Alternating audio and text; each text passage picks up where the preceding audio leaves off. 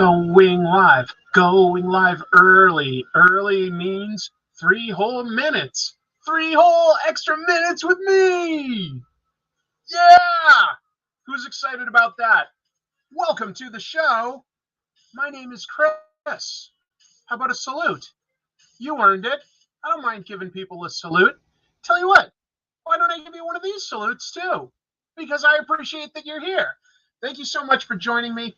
My name is Chris, and I am the host of the weekly Spinner Rack, as well as a show on another channel called Comic Tropes you might have heard about. So it's got a few more viewers than this, but this is my opportunity to actually interact and talk with all of you. We are going to talk today about a bunch of comics. It was a big week of comics. I mean, this is the stack of comics that I bought this week. This is just like, I'm not going to be able to like give in-depth reviews of all of these because it's just too much. We're going to go over comic book news. I'm going to give you a spoiler-free look at Wakanda Forever from my perspective. And then I'm going to get into a tiny bit of Namor the Submariner history for you, something that isn't quite worthy of a Comic Tropes episode, but I think will be a lot of fun. I've got some original artwork to show that I got from one of my favorite artists, and I've got some stuff that I'll be drawing. So this is a packed show. Tinny sound, don't know what to do about that. But hello, everybody. Hello, there's my sister, always loyal. Love seeing you, Jean. Microphone sounds underwater? Really? Let's see. I've got the same microphone setup that I always have. Hello? Did you miss the double salute? No, I'd only given a lefty and a righty, but tell you what, you guys have earned it. Double salute. Sounds like a great episode. Yeah, if you're going to tune in for just one episode of the Weekly Spin Rack, this is the one, folks. This is the one. Hello, A-Man. Hello. Yeah, this fell in the koi pond. Exactly right. It fell in my koi pond. Oh, hi. Nice. Yes. Hello, Samuel. Lovely to have everybody here. Tell you what, I don't see any reason why we should wait. Let me start with, I'm going to start by talking to you, non-spoiler, a brief review of Wakanda Forever, because that's obviously the big superhero property out there. So I'll look to the chats in just a moment, but let me just sort of focus so that I don't get distracted. And where would I rate this movie?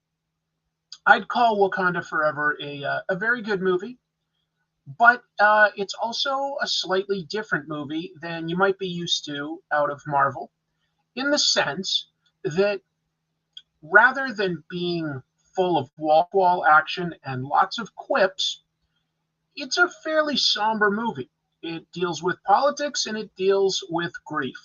Those are the two themes that it explores.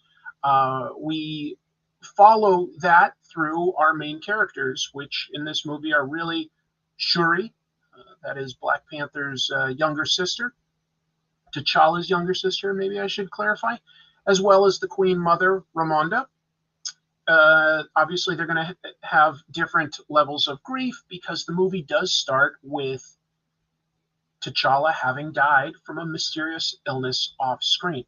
So the movie is very much about how the nation is going to deal with the loss of its king and protector. Obviously, Wakanda has valuable resources, vibranium, and at the end of the first movie, they announce to the world that they exist and that they're wealthy and that they're high tech. So they're a target. It also deals, of course, with grief, which feels very real because we know that the actor, Chadwick Boseman, had passed away. And I think that the movie does do a very good job. It does have faults, but it does do a very good job at eulogizing Chadwick Boseman and treating that very seriously. Let me acknowledge a super chat. I always want to acknowledge that. Thank you. Love your shows. Wish you the best. Thank you. Please provide a full recounting of the plot, dialogue, and action. Love having you here, Hoodie Coco. I will not get into that. No spoilers. I'm just going to talk in general terms about where it would fall for me. And I would say out of the Phase 4 Marvel movies, right towards the very top of those. The other good Phase 4, I would say that, like, the Spider-Man movie, but that was very big, over the top, like, big budget stuff. And this is more serious than that, because with Wakanda now being out there, all these nations of the world, big nations, France and US, are actively looking for more vibranium. They're trying not. They might even try to steal some from Wakanda, but they're all looking for this. It's a very valuable resource, is all we need to know. And in the course of that, the U.S. has found this brilliant young scientist, Riri Williams, super smart, runs circles around her professors at MIT. She's invented a machine that can track vibranium. How is that a problem? Well, there might actually be more vibranium than just the amount in Wakanda. For instance, there might be some in the Atlantic Ocean, which attracts the attention of the king of the Talokans. He calls himself Namor. Everybody else does call him Namor. It's the Submariner, and they are a secret society, and they do not want to be found out. And he basically blackmails Wakanda and says, look, you've led to people looking for more vibranium. I don't want to be found out. If they find us out, I'm going to destroy your country, and I can do it. So instead, you find me this 19-year-old student, and I'm going to kill her so that nobody can find it. And obviously, that's a moral quandary. Meanwhile, Wakanda is trying to appear strong, but they don't have the Black Panther. Shuri is somebody that deals with grief by investing herself in technology. And Ramonda is just trying to keep everything together. They deal with grief in very different ways.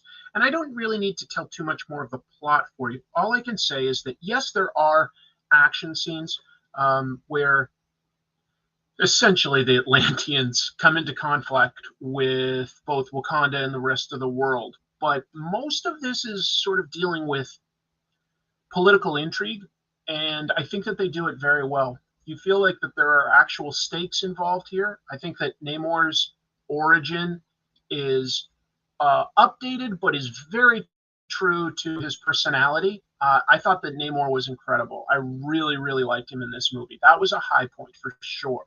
I also personally really, really liked Riri Williams more than I thought I would. Way more than I thought I would. Everything hinges around her technology, but she's an interesting character. And you've got all sorts of interesting supporting characters from the previous movies. M'Baku and Okoye. I don't need to get into all of that. Where would I rank this? Somewhere around probably C+. I wouldn't call it excellent. Am I doing a spoiler review? No, I really don't want to get into spoilers. I'm not talking about where it goes. I was just giving my overall thoughts on that. So somewhere around a B+ for whatever that's worth. Somewhere around 3.5 towards 4 stars out of 5. Something like that. Killing Riri doesn't stop the others from using the machine, though, right? Well, they could easily destroy the machine. That's probably hand-waved away. How do you pronounce Namorita? Namorita isn't in the movie, but Namora is. Anyway, I'm not going to talk about the movie anymore. There's my just general thoughts on what happens in it and where I'd place it compared to other Marvel movies, because at this point with about 30 movies, you can't help but sort of rank them vaguely. And I'd call this somewhere towards the bottom of the top third of movies, or towards the top of the middle pack, somewhere in there. I did really like it. It is something I think I want to see again. What I can say is out of it, they're so respectful of the loss of Chadwick Boseman, and it feels like the entire movie, from the very beginning to the mid-credits scene, they are paying respect to the character that he created. And I like that. I think that's cool. Let me talk about something fun about Namor. In the movie, he says his catchphrase from the comics. His catchphrase in the comics is Imperious Rex. And if you're curious, like, where does that catchphrase come from? It's not like it's really explained, but when Bill Everett created Namor, he was listing various peoples and saying the names backwards, and he realized that if he said Roman backwards, he liked that name. That's how Namor came out. It's Roman backwards. You go to like old Rome and you get Latin. That's where he draws his phrase from. He says Imperious Rex, which like Empire King. So he's basically shouting his own name, you know, that he's like this godlike king.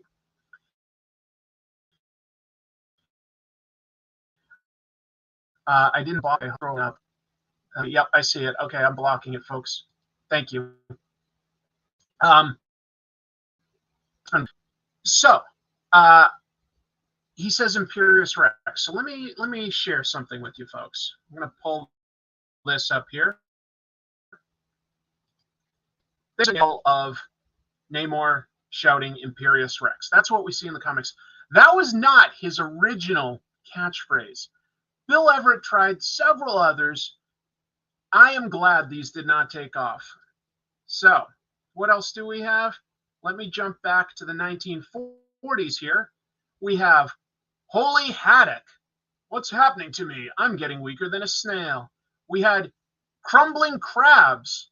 Yeah, you would have liked to have seen him shout that while fighting the Fantastic Four, Dr. Doom, right? Crumbling Crabs. Over here, he tried Galloping Guppies. That's intimidating from a world leader, right? Galloping Guppies. We'd love it if our president said stuff like that when he was in moments of crisis. Or, you know, maybe my favorite, Sleeping Salamanders. Wait a minute, salamanders aren't even in the water, are they? Those are lizards, aren't they? Am I thinking of something else? Because Sleeping Salamanders, why is he talking about lizards? All these are like, well, like fish, and at least sea creature. So those were some of his first tries at catchphrases. Crumbling Crabs. Nothing is intimidating as a world leader shouting out, Crumbling Crabs. Guppies Gallop, right? Yes. Yeah, exactly. Salamanders are amphibians. Exactly. Okay, amphibians. So maybe he'd come across them. I don't know. Oh, wow. I really need a haircut, don't I? Look at this. Looks like I've got some sort of like mullet action starting back here. Well, next time you see me, I'll have a haircut. Let's see. I'm kind of sad Namor's head was what probably meant wasn't as triangular as in the comics. Yes. I think Bill Everett was going for sort of otherworldly when he originally designed Namor, and that design definitely got refined and you know, not quite as crazy, but yeah. Why did every Golden Age character have some catchphrase? All I can figure is that in the 1940s, everybody ran around town shouting things like Great Caesar's ghost. Like everybody probably had their own catchphrase, you know, like Bill from accounting was like numerical numbers. It's fritzing out my brain. And then like, you know, the trash can guys coming down the street going like galloping garbage cans. What's going on here? Me slap, red slap. There we go. No, I don't think that they say that Wakanda has a coast, just to be clear, Wally. They definitely have rivers. My ballpark of where Wakanda is, and I need to look at a map to see if Marvel or the MCU has ever like locked this down. I'm just speculating here. I always imagined it being somewhere close to Kenya, sort of that Kenya-Uganda area. Maybe it's supposed to be further south, but I imagined it as a landlocked country. That would be the easiest way to stay hidden all this time. If you have a coast, the coastline's always going to be valuable real estate. So I'm pretty sure they are still landlocked, but they definitely have rivers and stuff. I'm pretty sure that Namor came up through a river. Why are they fighting Namor? Well, you got to see the movie, but essentially it has to do with vibranium. Okay, and it makes sense, definitely. I like this one. Puking piranhas. Why didn't Namor try that one? Why didn't they try that one? Andrew says that the current comics have Wakanda bordering Lake Victoria. Makes sense. Yeah. They definitely have mountains. They definitely have. Oh, yeah. The soundtrack was actually really strong. It was very appropriate thematically. But tell you what, I've got a lot of comics to review, so I'm going to move past. I just wanted to show you guys some of that funny stuff of Namor's early catchphrases. Let's get into some comics, and I'm going to try my best to get through this kind of quickly, or essentially recommend or don't recommend. And I'm going to start with the ones that I basically would not really recommend. Dark Crisis on Infinite Earth, 6 out of 7. Character dialogue is good and artwork is good, and it gets to a point where things like at least make a little bit of sense by the end, which is like the superheroes fighting all sorts of super villains that are in these black chains. They're possessed. Fine, that makes sense. I don't understand Pariah, the sort of villain of this, very well at all. I feel like I'm missing something, so I can't give that a strong recommendation. Hope everyone can live with that. Superman, Son of Kal-El, not like I'd say that this is a bad comic in any way, but, you know, it's father-son bonding time. Okay. I Superman loved it on, so that didn't really give me anything new, and there wasn't really a big threat in this one. Nice House on the Lake. Again, I would not say this is bad. In fact, I would strongly recommend reading this comic overall. But this particular issue would definitely read better in the trade because I got a little confused with where the story was going in this. There's a lot of stuff happening behind the scenes in this that made it confusing, but I do recommend this overall comic. Let me see this super chat here. Wakanda's by Kenya, Ethiopia, Uganda, South Sudan. Well, that's basically where I sort of pictured it, to be honest. It felt like that was, you know, the kind of environment. I always got sort of Kenya vibes from it, even though it was supposed to be sort of hidden. What do I do with new comics that you didn't like? I mean, I've already read them, so I don't really do anything with them. It's an interesting question. They all just sort of get filed away or, for now, stacked up. Between.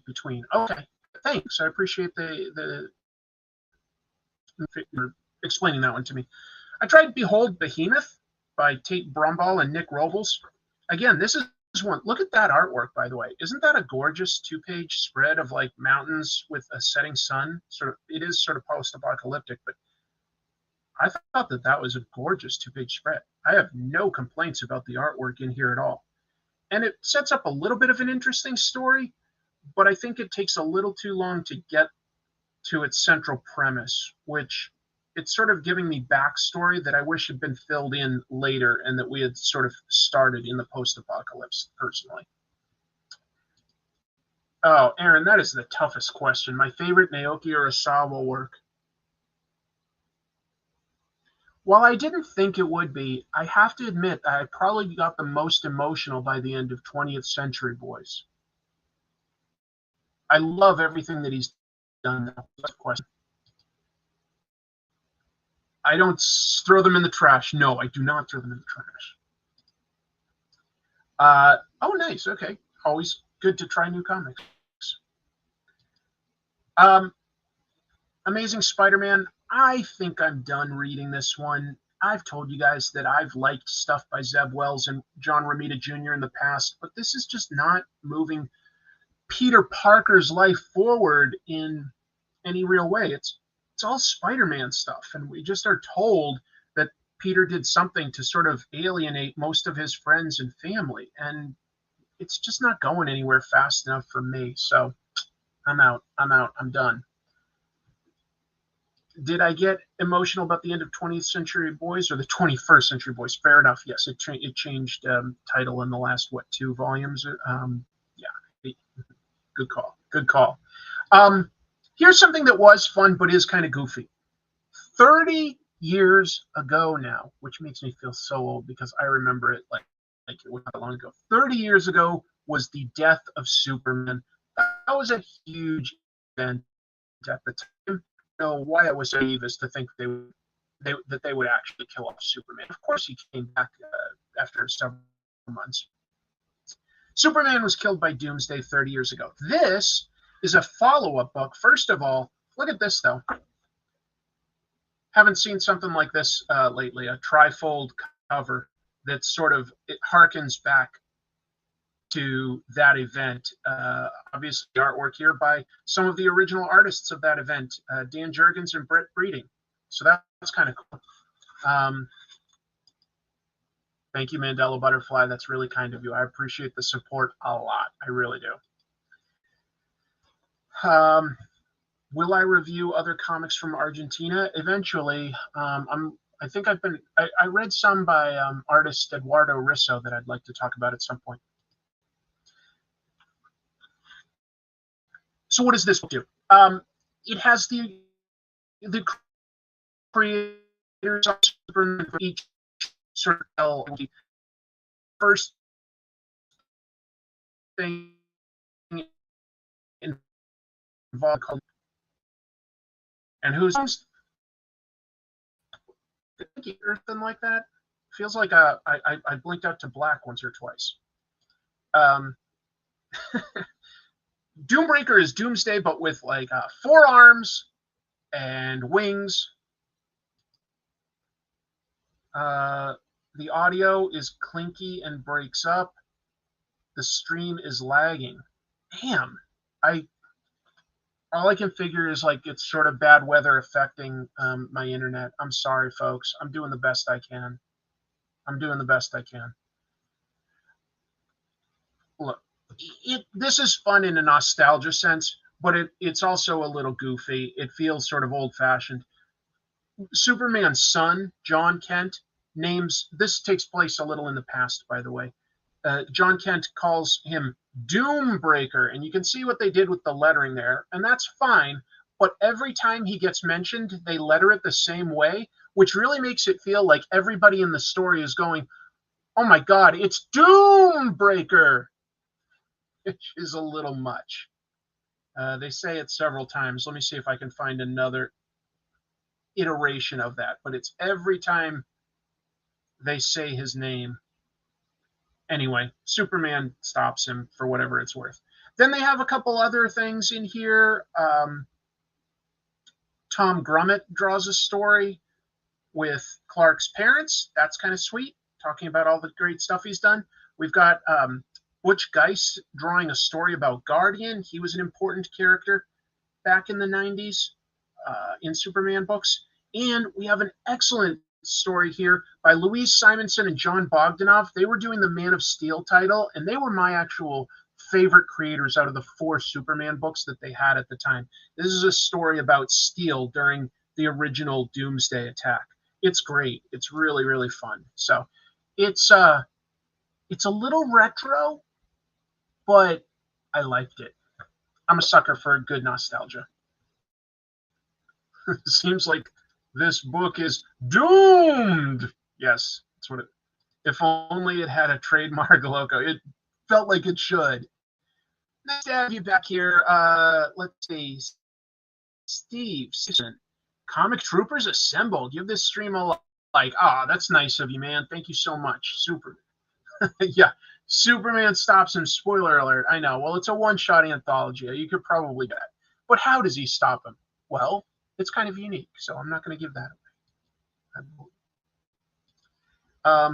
I believe all 4 stories were written by the writer-artist of the 4 ongoing titles. They were all at least working on Superman titles at the time, but I'm pretty sure Tom Grummett was doing the Superboy title, and I don't remember what Butch Geist might have been doing at that point in time. So I don't know if it's all the exact same creators, but 2 are, and it's definitely people who's with it. No, he does not just punch him really hard. There's more to it. Absolutely. Louise Samuelson is great. I picked up Dark Ride last week on a whim. By the way, this is written by the same guy that did, Dark Crisis, right? And I was like, I'm not so into Dark Crisis. I love what Joshua Williamson's doing on Dark Ride. It's about more than a haunted amusement park. It's like a demonic source of evil theme park that leads to people like doing some really horrible things to one another. But it's all just like plausible enough that these are like accidents or that people have gone missing. Got family drama with the people doing things. You've got people having these horrific visions that are honestly creepy. And you've got a girl who has taken a job at the park to find her missing brother.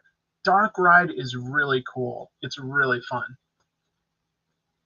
If you want a superhero book that's both funny and about sort of the losers, that's Minor Threats. Co-written by Patton Oswalt, it actually follows some super villains that are just trying to stay alive while the Batman analog is going nuts and trying to kill supervillains. And they're just trying to sort of solve a mystery that will like calm that guy down. They don't get along, this team, but they work together pretty well, like because they complement one another's abilities. It's definitely fun. If you haven't tried Minor Threats, I really do recommend this book. It's pretty cool. It's different. Radiant Black is going in some directions. Kyle Higgins now has the two protagonists of this book able to share the abilities of Radiant Black. It swaps back and forth between them at will. It also adds lots of drama behind the scenes for each of their lives. And finally, we're starting to get some of the mythos. They definitely have not like overwhelmed us with lore in this book, but there are some sort of alien robots that have granted these radiant powers to a few individuals. And now one of them is here on Earth physically. That's new. It's taking it some interesting directions. Have they explained how Black can radiate yet? I think you'll have to ask Kyle Higgins himself. He'll have to ask him. Batman vs. Robin is a blast. This is a book where Damian Wayne has been corrupted by a supervillain, Ra's al Ghul's mother, for what it's worth. And he is using magic to go after Batman. What they've done in this is Damian Wayne is one of the Robins. There have been 4 other Robins. He brainwashes all of them, gives them each a magical weapon, and sends them after Bruce Wayne. That's a fun premise, right? So it's Bruce Wayne against Tim Drake, Stephanie Brown, Dick Grayson, and who was Todd? Jason Todd. So it's just fun. And artwork by Mahmoud Asrar, he's one of the best. Batman does not just use his fighting skills in this, actually. He uses quite a bit of intelligence in this to figure out what's going on behind the scenes. That said, the bad guys are suctioning off all the magical superheroes' powers that are out there. So, quite a big threat. Batman versus magic, he's still just a man, so that he's in over his head. And obviously you would not want to hurt any of his Robins. It's really cool. I could alternate streaming host duties with my wife. I don't think Chrissy feels like doing that, though. She'd be great at it if she ever wanted to. She's funny and interesting and smart, but I don't think she wants to. All right. Here's my pick of the week. I'll stun you all. Yes, it's Thor Power by Daniel Warren Johnson. Anybody that knows me knows I really love this guy. This is his wrestling comic. I don't need to tell you, like, the plot in this, but look at some of these splash pages. This is Cobra Sun doing a shooting star press from a balcony. It's like about a story and a half drop. That's amazing. And then he catches this guy in midair and turns it into a DDT. That's something you'd never see in real life. It's just too dangerous, but it looks awesome artwork wise because Daniel Warren Johnson's passionate about this. But okay, fine. You know, cool artwork is great, but there needs to be a story behind it. And last issue ended on such a cliffhanger. Last issue was issue 5 of 7, and the two heroes had lost this wrestling tournament that would allow them to bring back a loved one. So where does that go from here? Well, it goes in some character-based, interesting swerves. Let's just say that. Also, I just love this particular panel where Cobra's son he kills a guy by giving him like a tombstone pile driver. My camera can't do justice to the level of detail on like the guy's head wrinkles and stuff, and just how much force there seems to be with that. It just looks incredible. It's what's cool about this. It keeps surprising me. The last page of every issue is always a surprise, so I'm not going to show you that one. What's the best episode from this run? Probably issue 2, I guess. Here's something related. I've got some original artwork to show you. Yep. I got myself a piece of, I got a commission from Daniel Warren Johnson. And who is that? That is Guts from the manga Berserker. Folks, tomorrow is a new Tankobon volume of Berserk. Berserk is one of my absolute favorite comics, one of my favorite manga. I love it. I am so excited to read it tomorrow. It's been like a year for me since I've read new Berserk. I'm so excited. I'm so excited. Yeah. Randy says, nice. Thank you. Holy heck. Nice. Wow. Yes. Folks, one thing I never understood about Tombstone Piledriver, why would you want to put your opponent's junk on your face? You can't think about little things like that in wrestling. It's all about like the theatrics of and presentation of a power move. Hey, look, we've got Jim Mahfood here. Damn, nice piece. Daniel Warren Johnson always delivers. Well, so do you, buddy. Book came out this week, like to huge numbers, Ninja Funk, and Jim Mahfood did a variant cover for that. I've been looking at several comic book stores in my area. So far, I haven't been able to get that one, but it looks really cool. Just thought I'd give you a plug since you're here. Well, for what it's worth, I'm a huge fan of Daniel Warren Johnson, so having original art like that is pretty special to me, and it's very interesting to see what kind of techniques he uses here. He's got some screen tones that he's used, and there's all sorts of different pen and whiteout marks to sort of create this whole thing, and it's just. But I got to be careful with it because a little of this screen tone is almost going to come off, so I'm going to have to put some sort of a sleeve and protect it. But I'm excited to have that. Absolutely. Food one. Let's see. Some people might like junk on their faces. That's a great point. Well, look, I'm almost done with my recommendations here for new comics. A couple people in my social media channels told me to go pick up the new Fantastic Four #1. And you know what? You guys were right. I haven't read Fantastic Four in a minute. This one it starts a new run by writer Ryan North, artist, I'm going to butcher his name, Ibn Colo? Anyway, it starts things so humbly. It just starts with Ben Grimm and his wife, Alicia. They're going on a vacation. They stop at a motel, and they find out that the town is in some sort of an odd time loop, like almost a Groundhog Day, but for the entire town. But they're not aware that it's a time loop, and it's been going since 1947. And so they need to figure out how to solve this problem. And it's nice to see that, like, Ben Grimm, like he is a smart guy. He sounds all grouchy and tough and stuff. But remember, like, he was Reed Richards' friend. He was a pilot. He's a smart guy. And Alicia's a smart lady, and she's very empathetic. This is both funny and interesting seeing them solve this mystery. A comic book Groundhog Day thing. And it ends, I'm not going to show you that, but it ends with a hint that something big happened that has driven the Fantastic Four apart. Okay, I want to see them come back together. I love them as a family. I think Ryan North has created a very fun take on them. Boy, I put these in things that I like, but kind of only barely. But this new Spider-Man run by Dan Slott and Mark Bagley, I think I like it mostly because Involved knows how to do Superman, with their blind on, they can make a Spider-Man story.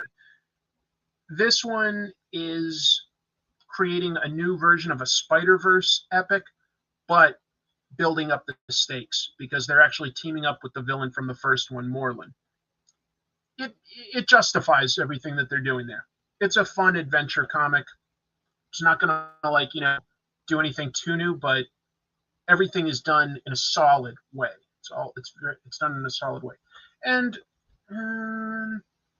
I guess, boy, I don't have a lot that I can recommend about Venom, to be honest. I like Brian Hitch's art. That's all I can say. I picked up a VAC issue.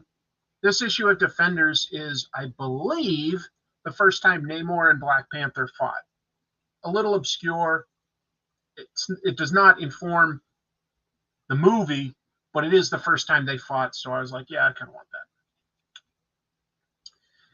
that. Picked up the latest volume of Fist of the North Star for myself. I'm really enjoying that. And this is a book by Vault Comics, Resonant. Again, it's a post-apocalyptic story, but it's a story also about a family being separated and going through everything they can to find one another.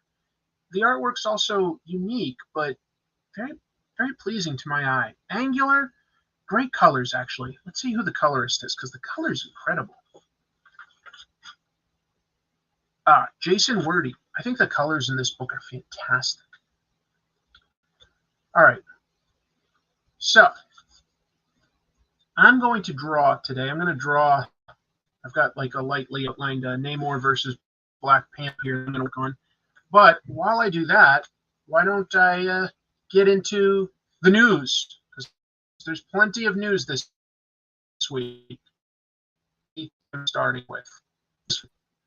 We'll start with a fun one. King Dong, the ginormous kaiju. Well, that could pretty much only come to us from the mind of Jerry Duggan. If you've read any stuff like his Deadpool run, Jerry Duggan's a pretty funny dude. He's actually also a pretty great writer. Before he was doing funny stuff in comics, he wrote a couple smaller independent but really nice serious comics. He's a talented dude. If you can't tell what's going on in this image, that's a gigantic kaiju, and it reads, the monster roared, but not from the end that you normally expect. Yeah, this is supposed to be, yeah, that is probably poo. You are right. Oh, glad to have you here, Bowser. Thanks so much for joining. We're going to have a good time tonight going through some comic book news now. So, artist here is Scott Koblish, and Jerry Duggan has announced that he's going to start doing some comics through Substack, like many of his contemporaries. And who knows, maybe it will get into some sort of print edition eventually, but for now, we're talking online, subscribing to his stuff. $7 a month, or you can get a discount if you subscribe for the whole year. It's $70 for the year. I think that he's got a lot of fans that will support him in this endeavor. Personally, I am convinced of that. Here's what he specifically said. Here was his quote. He said, "We're going to take the piss and maybe more out of giant monsters the way we did with superheroes in Deadpool." Look, I like humor, but I also really like giant monsters and giant robots and stuff. So I'm looking forward to this one. I think that this sounds like a pretty good idea for a comic. You know what? There have been a lot of good giant monster type comics in the last couple years, though. Ultra Mega by James Herron. That thing was awesome. I feel like there were a couple others. Didn't Giga come out from one of those companies like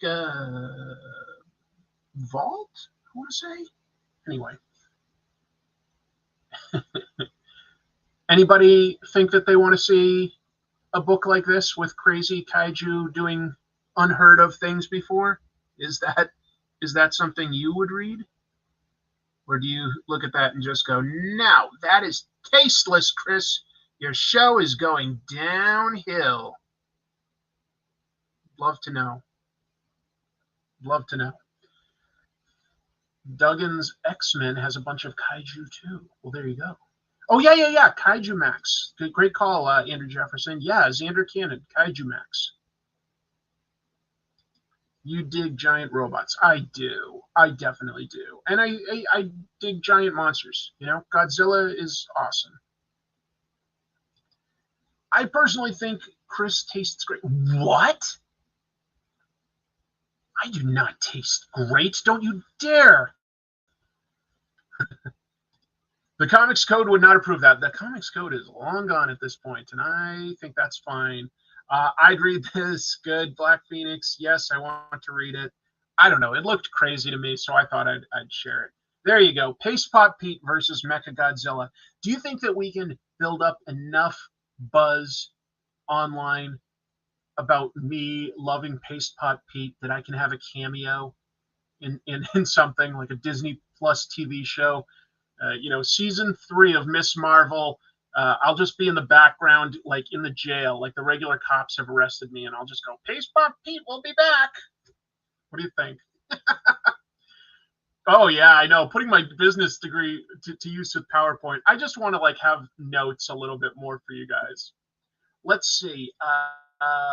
And images. Here's a cool one. Persian White. What was Persian White? Persian White is a book that's been in development for a while by some top-level creators, and for a couple of years, I believe, they've been working on it, and it has a home. It will come out next year, late next year, to be honest, from AMC. Yeah, the channel. They're getting into producing comics, apparently. I guess I could see that, because think, if they partially owned a comic like Walking Dead, they probably have saved some money, right? They see how they did with Walking Dead. They want to get into the comics business.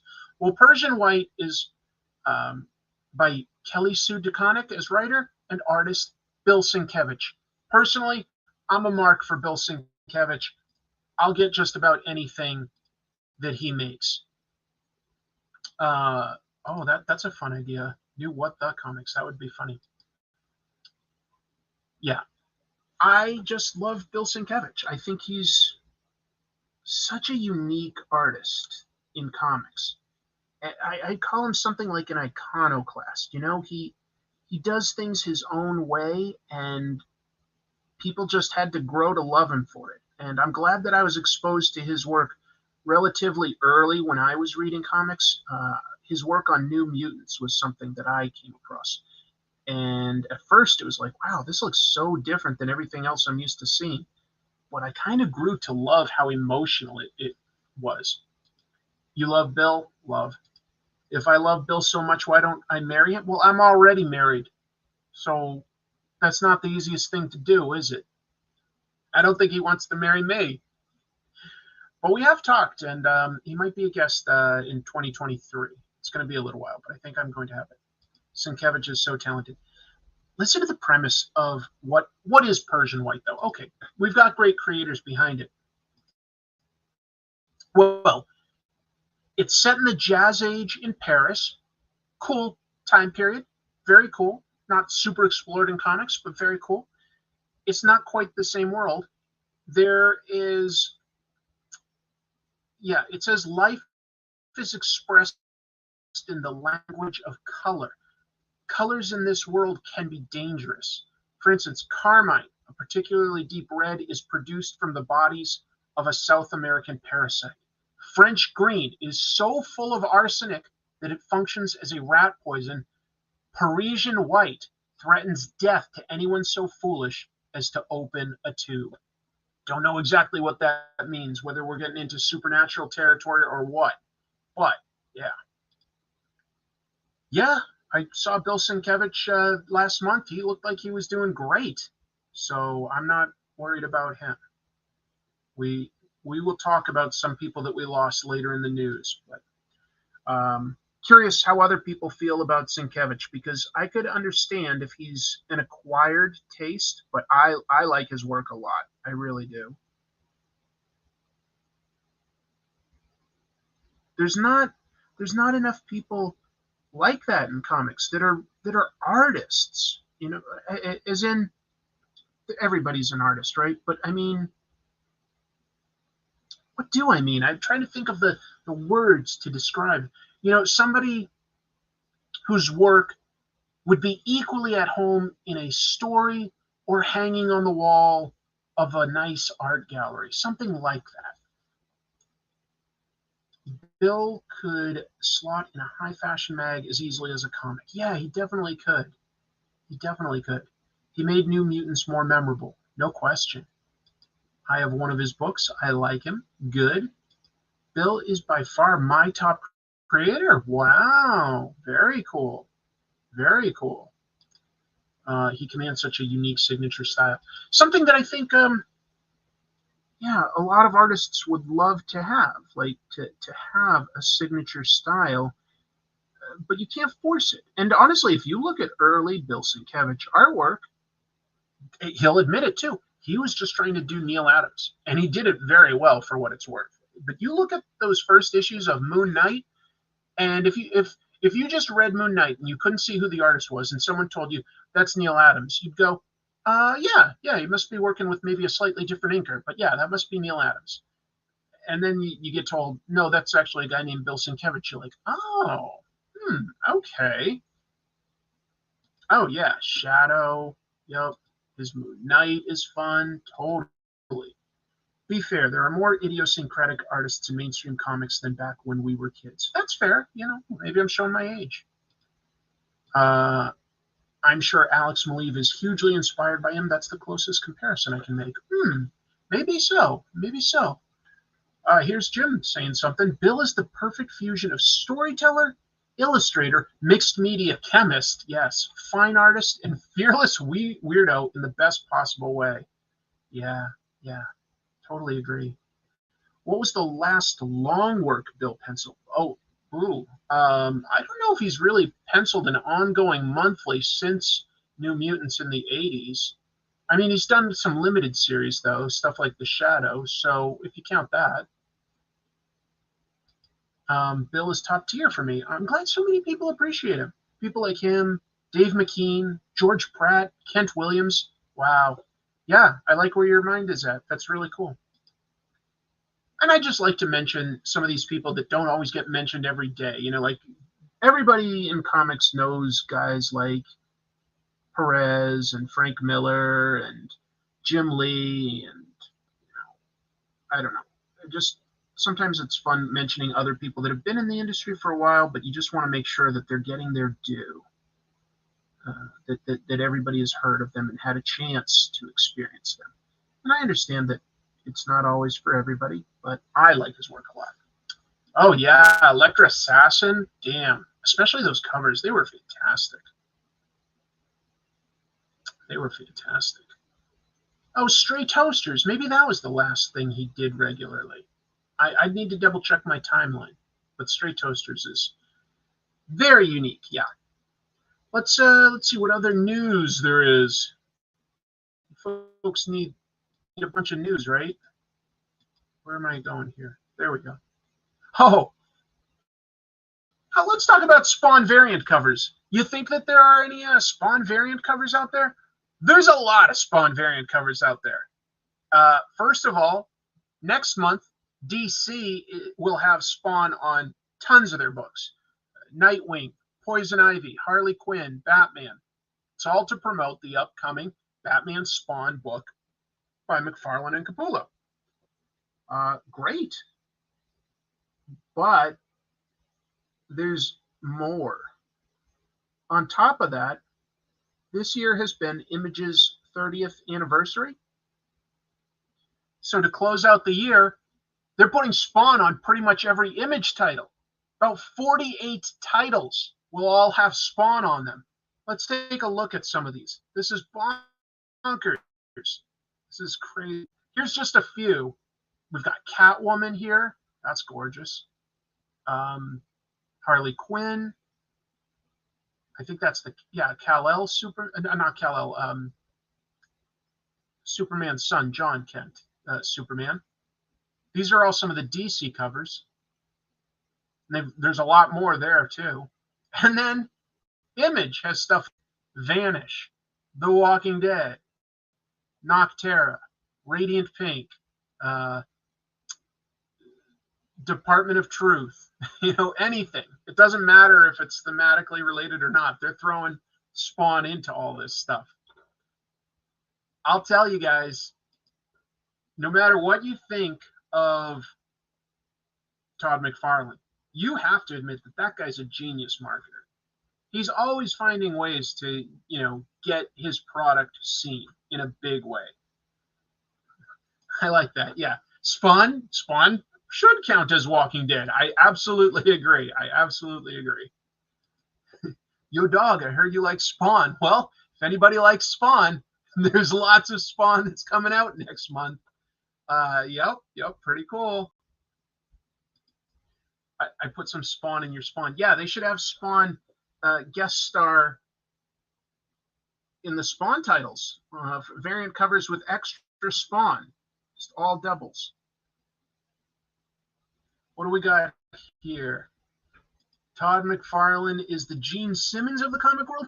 I wouldn't quite go that far, to be honest. In the sense that, like, good marketer, I don't think Gene Simmons has any taste. I really don't. He would put Kiss on anything. I do think that Todd McFarlane would have limits before Gene Simmons. That's just me. Todd is a better salesman than artist, no offense. Debatable, depending on what you like. Debatable. How is that Spawn movie spawning? Well, supposedly still in the works. We'll see.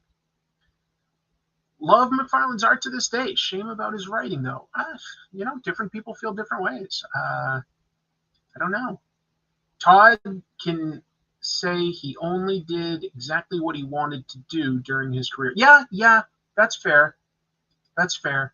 Todd's 61, got to get that money so he can actually retire. I'm sure he could retire already.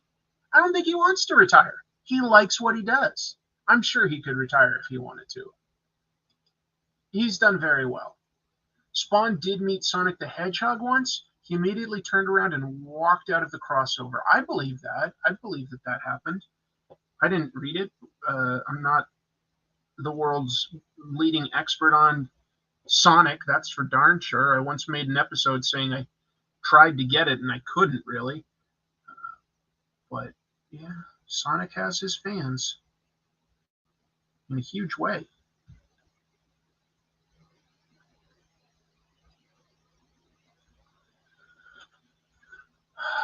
You can get Kiss caskets, which are Kiss branded coffins. A Dimebag Darrell is buried in one.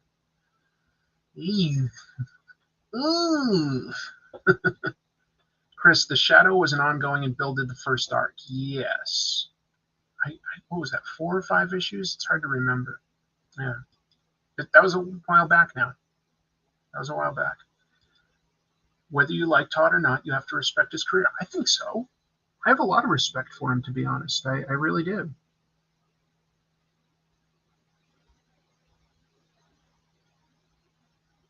And he does smart things. Like, he reaches out to shows like mine. Like, I, of course, could have reached out to Todd, but he had his folks reach out to me to see if I would like to have him on as a guest. Well, that shows that he's paying attention to what comics fans are reading and listening to. That was smart, I think. Bombastic, but a fascinating person. Totally. That was a funny Comic Tropes episode. That's right, the weird Sonic fetish art. I forgot that I did that. I looked up the weird Sonic art and I would blind text it to friends to get their responses. I forgot about that. All right, 6 issues. Thank you. That's a good run. That's a very respectable run. Anyway, Brace yourselves, Spawn is coming. What else? A new Dr. Manhattan. Poor Alan Moore. He's rolling over in somebody else's grave because he's still alive. He's just playing in one. So, Dr. Manhattan, the only superpowered being in Watchmen by Alan Moore and Dave Gibbons. And now DC owns Watchmen, which was, just to be clear, people sometimes come after me for posting on social media that, it's too bad that this is happening. Look, I have no ill will against the current people at DC for using Watchmen or for creators for taking work dealing with Watchmen. But I do think it's worth knowing the history in the sense that Alan Moore, in like the mid 80s, agreed to let DC publish some of his stuff. Now, the contract said as long as they kept it in publication, as long as they kept it in print, they had the rights to it. And once they stopped printing it, the rights reverted back to Alan Moore. You got to understand, in the mid 80s, trade paperbacks and graphic novels were not really a thing. They were not. Like today, it's everywhere. It's totally normal. We get trade paperbacks and graphic novels every single week. We didn't get that in the mid 80s. That was not normal. So there was no expectation that that was something that would stay in print. He was just looking for somebody to help him publish it. DC sort of was like, you know what, there's a loophole here. All we have to do is print it once a year and we've got the rights to it. I don't think it was I think it was a slimy business move at the time. I do. And it obviously meant that Alan Moore decided not to work for them anymore and helped burn him out of comics. I think he's a very talented writer, and I think it's a shame that we don't have him writing comics anymore. I like his work very, very much. So that's all. But whatever, it's done, and I've made my peace with it. It's not my property. It just seems like a little bit of a slimy thing to do. So whenever there's a new property that's going to do something new with Watchmen, whether that's the HBO show or that, before Watchmen series of books, I'm always sort of like, it doesn't excite me. I did read Doomsday Clock, and yeah. Well, I know what you're talking about, Magic K. Thank you for the super chat. Let me go into it to explain. There's a new book coming out that will use the sort of new Dr. Manhattan. And that character, like Magic K just said, came from Doomsday Clock, which was a series written by Jeff Johns, art by Gary Frank. I liked the art. I thought that the story was just dumb. I just did not care for it at all. It was not for me. It just was not for me at all. But we've got this new thing called the New Golden Age. It's going to introduce a new bunch of superheroes that, were supposedly from the Golden Age, but are new characters. I know that they've got, like, for instance, a Golden Age Aquaman coming out. Characters like that. Well, one of them is going to be a character known as the Watchman. And who's he? Well, he was known as Clark Drayberg. He was a child born with Dr. Manhattan's abilities, his powers. He was born to, he was introduced in Doomsday Clock. He was born biologically from Mime and Marionette, these two villains in Doomsday Clock from the world of Watchmen, supposedly. New creation. But he was raised by Night Owl and Silk Spectre. So hopefully, he's got morals and he's a good person and stuff. I totally agree with you here, Wally. Jeff Johns being a raccoon stealing from Alan Moore's garbage again. A lot of the things that Jeff Johns has created have been based on almost throwaway, smaller ideas from Alan Moore, including a lot of the stuff that Jeff Johns came up with in Green Lantern was based off of a short story that Alan Moore and Kevin O'Neill did back in the 80s for a Tales of the Green Lantern Corps annual. It's called Tigers with a Y, and it created the 5 inversions, and that was what a lot of the extra lanterns were based on. Was that story? Yeah. If Dr. Manhattan is more or less omnipotent, what's the use of a new one? The old one, I'm trying to remember. The story was so dumb, I had trouble like staying interested. But the old, the old Dr. Manhattan went away at the end, like voluntarily, I guess. Just he's gone. And then calling him the Watchman is so on the nose, because the book was called Watchmen, but that wasn't the name of the superhero team. That was just based on this graffiti that people would like put up on the walls because they were objecting to, you know, the government and its fascist leanings. It said, "Who watches the Watchmen?" That's what it was based on. So the idea of like a superhero calling himself the Watchman, it doesn't really make a lot of sense with what we know about the world. As much as I love this story, wasn't even the term Blackest Night from an Alan Moore story? I think so. I'm pretty sure it was, yeah. Dr. Manhattan died and was reborn as the kid. Thank you, Black Phoenix, for explaining that, because I sincerely don't remember that right now. I did hear that Tom King's Rorschach was good. I did hear that. I didn't read that one. Good one. Things like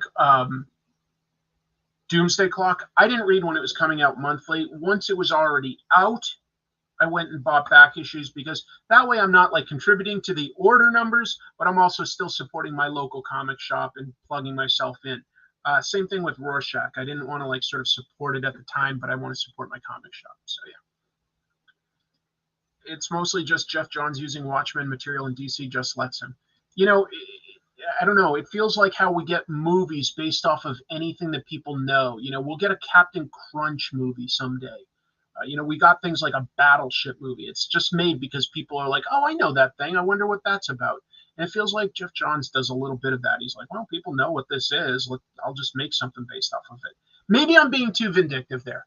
I just didn't care for Doomsday Clock. And I honestly didn't care for Blackest Night either. So I guess I've read some JSA stuff by Jeff Johns that I thought was decent. I don't want to say that I dislike everything he's done, but I don't like most of it. I'm just not a fan.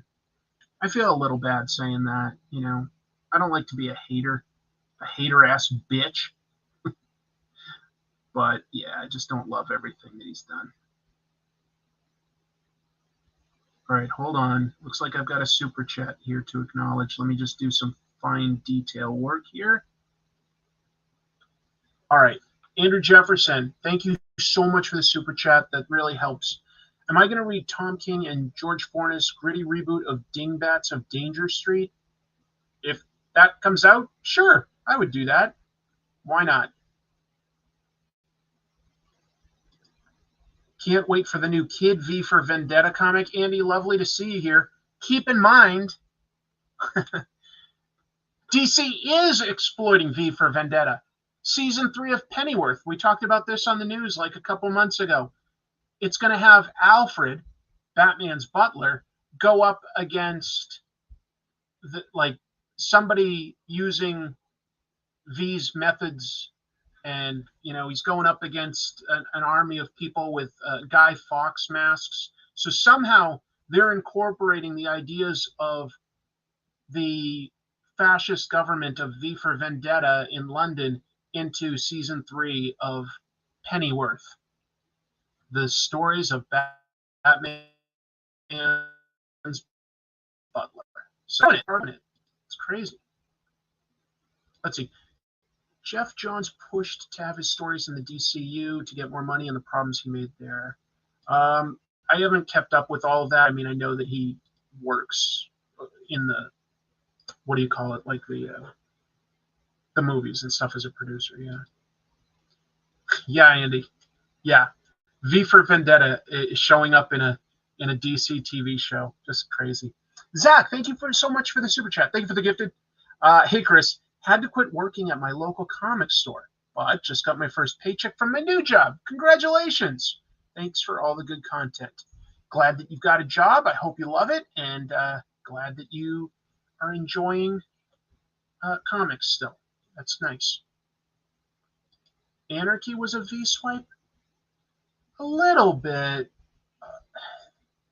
I know what you mean. I mean, he's got a mask and he's sort of for Anarchy, but Anarchy was a kid that didn't really, I think, understand the implications of what he was doing, whereas I think V very much understood and had very reasonable motivations to undermine the current society so that it could rebuild. I think that difference in motivations and backgrounds does create enough difference, but I could sort of see where Anarchy, the Batman villain, was inspired by V. I could see that. November 14th, partially muscled skeleton stands by the perimeter fence and screams for 30 seconds before vanishing. That is today, Monday, the 14th. That's part of, I think I tweeted that today. I usually tweet on the day the various like Watchmen things. Let's see. Do I have that here? I guess I just tweeted it. Yeah, I did. There's a pretty famous panel. What am I doing? I gotta switch out something. That panel set today, November 14th. Dr. Manhattan starting to form. So,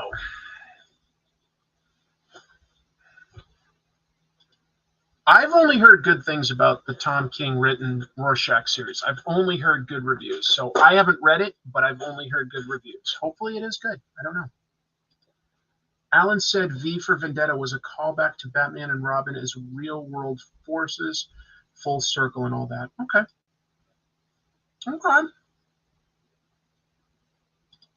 Danger Street #1 by King and Fornes comes out December 13th. Well, I'll tell you, the last several things I've read by Tom King have been excellent. Supergirl, Woman of Tomorrow was fantastic. And what was the other one that I reviewed just like a couple weeks ago that I loved so much? I was seeing if it was like nearby. I don't know where I put it. Darn it. I just read a 12-issue series that Tom King... Oh! No, it isn't finished yet. I'm thinking of Human Target. Human Target is brilliant. So he's been doing some really great stuff lately. I think I've got some more news to share. Tell you what, let's do something serious for a minute here. We'll pay some respects to some people in the comics world that we lost in the last week, or we learned that we lost in this past week. So, because the first one is Danny Bulanadi, and I don't know how many of you necessarily know him, but he was an artist and primarily an inker, and he was part of that Filipino wave of talent that came to DC in the 1970s. He quickly moved over to work at Marvel primarily by the 1980s. I know I saw a lot of his work early on, first in Micronauts, and then he inked this guy, something Ryan, that was drawing books like Fantastic Four, Captain America. Anyway, Danny inked a lot of that stuff, and he passed away recently at age 76 from chronic heart failure. Just part of a wave of talent that really raised the bar on draftsmanship at the time in the 70s. Also, really helped kick open the doors for Marvel and DC scouting talent worldwide. And speaking of talent worldwide, let's talk about Carlos Pacheco. So I know a lot of you guys mentioned him in the chat earlier, and I didn't acknowledge this because I was waiting to talk about it now. Carlos Pacheco, great Spanish artist, great. He did some stuff in Europe I think starting in the late 80s. Not super familiar with that stuff personally. Hopefully someday I will. Um, Started doing some work for Marvel UK around 91 and broke in at the big two in 1993, working on books like initially a Bishop series from X-Men, Flash shortly after that for DC. He did stuff like Green Lantern, he did X-Men. One of my favorites that he did was called Avengers Forever. That was a 12-issue series he did with writer Kurt Busiek. Involves Kang the Conqueror and a team of Avengers plucked throughout time to combat him. It's really cool. And I won't be surprised if they use some of those ideas in that upcoming Avengers movie against Kang, because it's a really cool book. He continued to work with Kurt Busiek in a big way. Did a creator-owned series called Aerosmith. Yeah. Avengers Forever was amazing. I loved him on Avengers Forever and X-Men. A lot of people did. He had a unique style, he really did. I'm a huge fan of Gotham Central. I haven't read that one, I'm afraid. This has been a terrible year for anyone related to comics. We've lost a lot of great creators this year. We really have. Neil Adams, just last week, Kevin O'Neill, lots of big names. It's sad. And I wanted, by the way, Carlos, he had something new on the shelf as recently as last week. Did one of the covers for the current Damage Control series. He was doing covers for it, even though he was simultaneously dealing with his illness, which it turns out was basically a version of Lou Gehrig's disease. So like his muscles just were shutting down on him while his mind was completely normal, which just sounds awful. He was only 60, which I consider young. Maybe not young, but certainly not old. I want people to be able to live well past age 60. That's rough to hear, and it's disappointing. I consider that a loss for the industry. I think he was supremely talented, supremely. Yep, and that's the next one I was going to mention, Tari. Thank you for the super chat. We also lost Kevin Conroy, and I'm sure almost everybody out here has heard his voice. I mean, he voiced Batman from Batman the Animated Series, Justice League United, Batman Beyond, of course, a bunch of the animated movies. One thing I thought was pretty cool was getting to see him play Bruce Wayne in live action from that Arrowverse crossover version of Crisis on Infinite Earths. I thought that was pretty cool. He wrote a comic book story just this past year for the DC Pride anthology called Finding Batman, about his life as, a gay man and feeling like he needed to keep some of that hidden. So he passed away at age 66 from intestinal cancer. So there's some images of these three people that all work in comics. Danny Bulanadi did this cover here for Captain America. That's pretty nice. I like that. There's Kevin Conroy as Bruce Wayne, and you can see he's sort of wearing the Kingdom Come armor when they had him. So that was a clever use, to sort of show an older Bruce Wayne that was wearing this cybernetic harness. And of course, I strongly recommend Avengers Forever if you haven't read it. It's really cool. It's a good comic. Thank you so much, Joshua. Batman the Animated Series, so influential. It really was. It really was. It informs voices heard in my head for characters in the comics. Especially Conroy understood the character, made his performance authentic. And if you listen, his Bruce Wayne and Batman are different. They're legit different, but it's not quite the Christian Bale, I don't wear hockey pads. It's so he did a fantastic job on that. And of course, we also got to hear him in some video games and stuff like that. So he did that voice a bunch, and I think he did that spectacularly.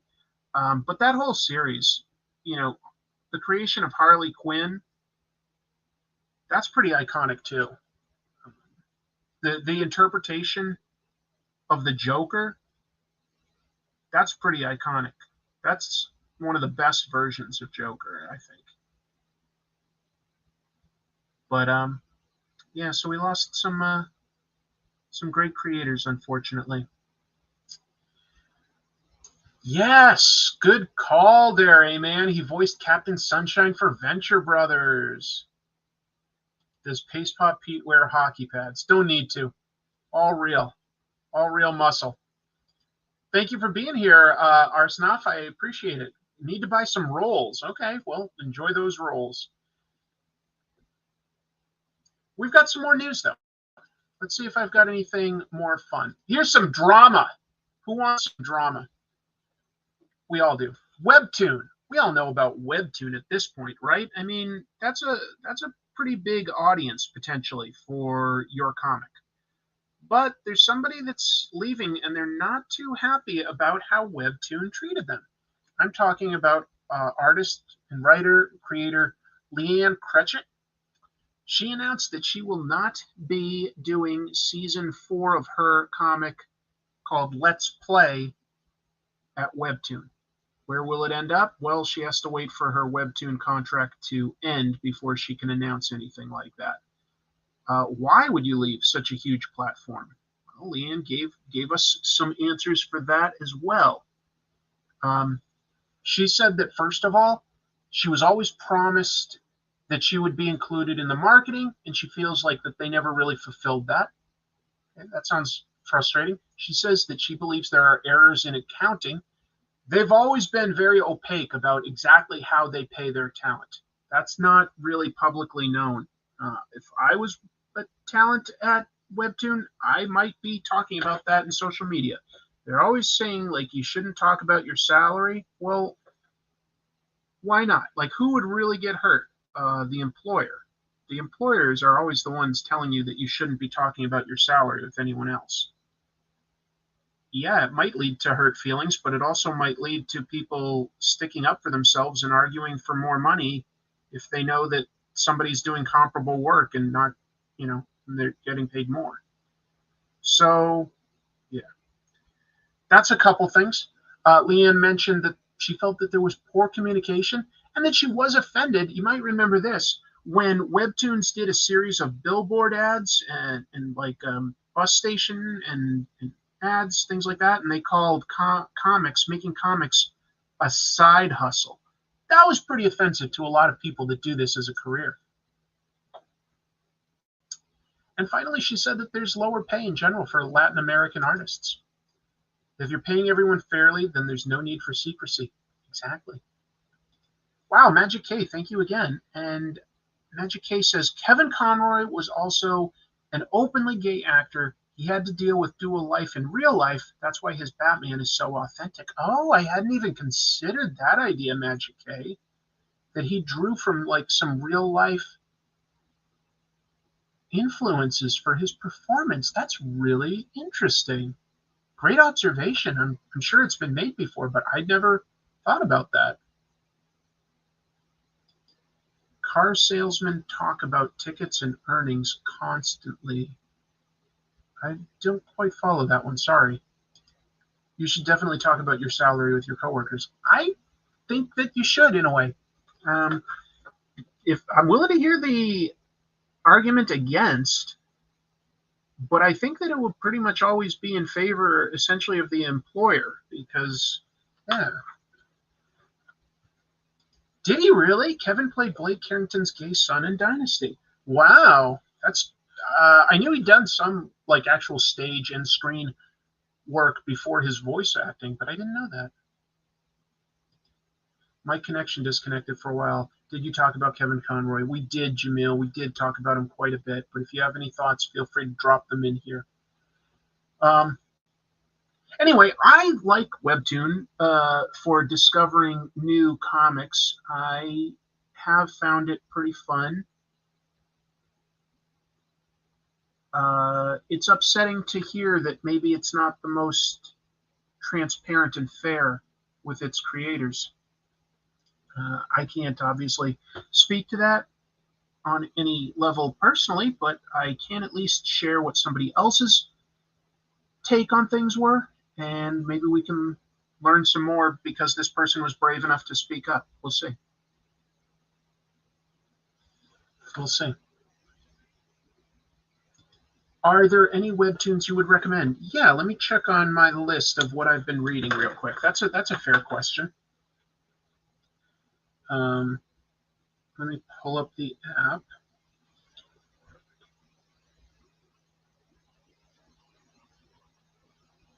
Okay. Lore Olympus, sure. Everybody knows that's a good one. All of Us Are Dead. I really like that one. That was turned into a live action TV show on Netflix.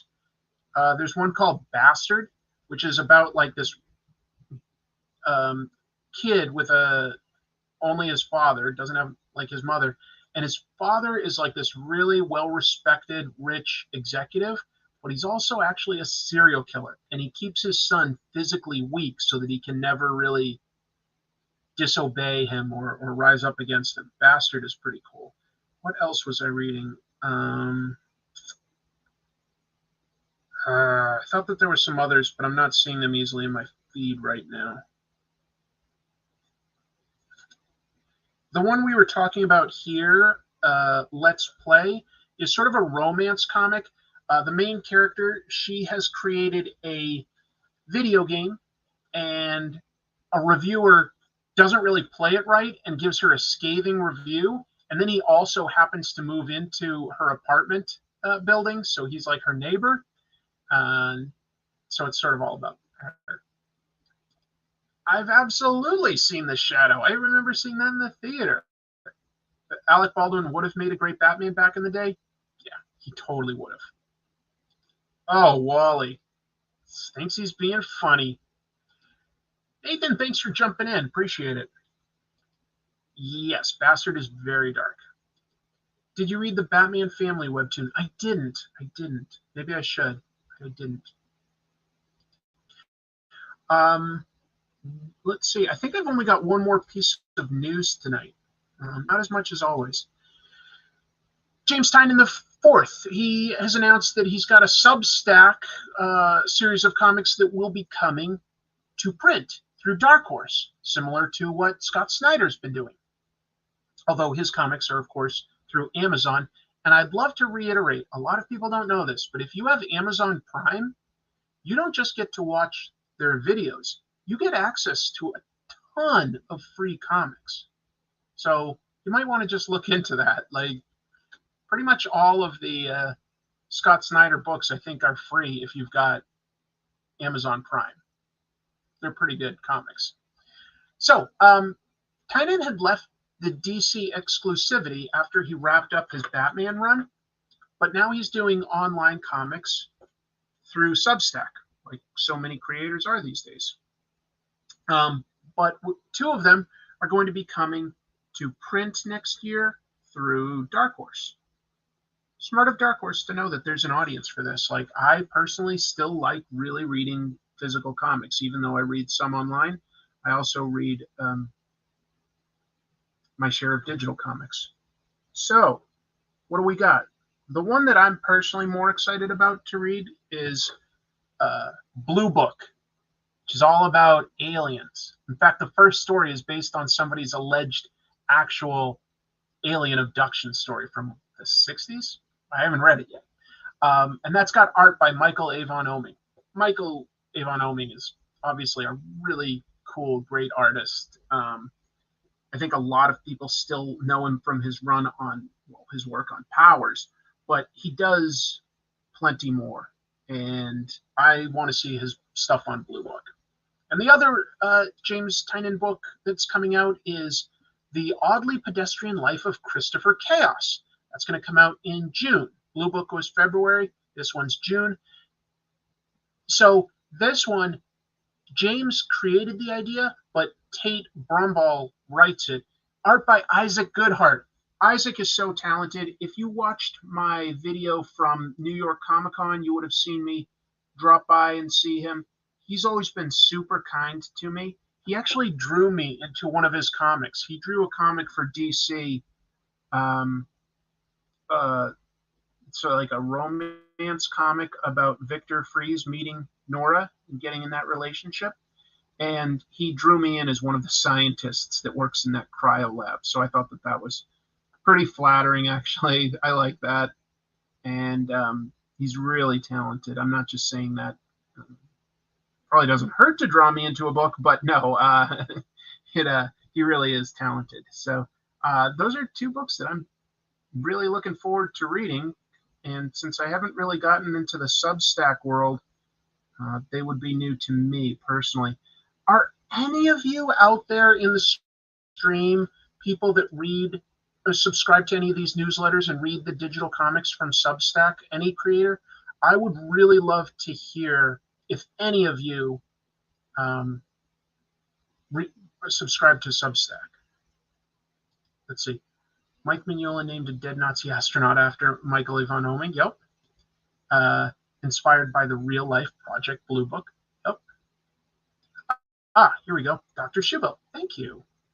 I just checked out Snyder's horror western on Comixology, Canary. It's pretty great. That's the one with art by Dan Panosian, right? I'm pretty sure that is. I really want to read that one because Panosian's really, like, what he did in the early 90s versus what he can do now, that's like such an inspiring arc of seeing somebody just continue to improve, in my opinion. I've heard about Substack. Never have. I was going to ask about Substack. Feels like it's very, very underground and not many people hear about them. Think it's pretty successful, honestly. No, I don't, but more power to those that do. Okay. I'm surprised there haven't been more attempts to bring the shadow back to the big screen. Sure, I can understand that. I do not, and I collect enough as it is. James Tynion made a horror movie with a couple other creators. I think it's called Room Service. Yeah, we might be on like the last day or two of the Kickstarter to support that. Joe Dent, what are you doing up so late? Who is my favorite character? Oh, who is your favorite character? Garfield. There was a time when Garfield was my favorite character. I was very young, and I thought that was as funny as comics could get. I am very happy to have learned that I was wrong. I read Chip Zdarsky's Substack, and I love it. I'm also subbed to Tom King, Elsa Chartier's, and Donny Cates, Ryan Stegman's. It's interesting to know, Finn. Thank you so much. Thank you. Daniel says, never used Substack. Must be late for you too, Daniel, but thanks for coming here. I hope you had a great time in Japan. You love my channels. That's nice of you. Thank you. Looks interesting, but too much other stuff to read. Well, I'm very interested to check out both of these books personally, so that's why I'm mentioning them. Let's see. Did you read Midnight Nation from J. Michael Straczynski, a comic trope, and that would be cool? No, I didn't read it, actually. Maybe it would be cool. I don't know. Oh, here's Jim chiming in. I subscribe to Hickman, Huddleston, and Del Mundo's 3 Worlds, 3 Moons on Substack, and I love it. I'm biased because they're my buddies, but the work they're doing there is out of this world, real amazing. I've heard that, Jim. Everybody that's like read their Substack subscribed seems very happy with it. Seems very happy with it. Are there any more Scott Snyder's Comixology books coming to print? Yes. I contributed to Jonathan Hickman's Substack 3 Worlds, 3 Moons. Very cool world building happening on that story. Well, there's 2 working professionals we're seeing that are subscribed to one particular Substack. I mean, I would consider that an endorsement that's worth considering. So I'm considering it right now because I'm not subscribed, but now I'm considering it. Speaking of Garfield, Howard, Jack, and Lily, those are my 2 kittens, and they're pretty fantastic. I'll tell you, it's fun having such affectionate kittens and playful kittens. It's really made life at home a lot happier. I know that when I finish one of my work days selling cars, I'm really excited to all of a sudden think like, oh, within 30 minutes I'm going to be home and cuddling with a little kitten. It really does make me happy. They're fantastic. Now that said, they definitely like Chrissy a little bit more than me, but Chrissy works from home, so I think that they've just had a little bit more bonding time with her. But they're so fun. I love my kittens. I love them. Daring Chris to read all about the Garfield restaurant that was in Canada. That makes me nervous. I think I will pass on that. Let's see. I'm going to remove that now and go back to this. Yes, Nathan, I started this episode with a bit of a spoiler-free review, so you can go back and watch that later. By the way, whenever I finish these, I go back into the description and edit these videos to have chapters. So, like, you know, if you were like, oh, I missed a certain part, but now where would I find it? Well, I always go and add chapters. I try to do it that night. Look, Friend of Blossoms. Look at that. Lasagna is poisonous for cats. Well, that's beautiful. Kale says, it looks cool, and I'm a Hickman fan in general, but I couldn't tell what Three Moons was about exactly. Well, maybe the best way would be to literally just subscribe for a month and see what you get out of it. I watched a video about how Three Worlds, Three Moons is a big scam. Who would say that? Like, we just heard some nice things about it. We heard 3 people say that they really liked it. Why would it?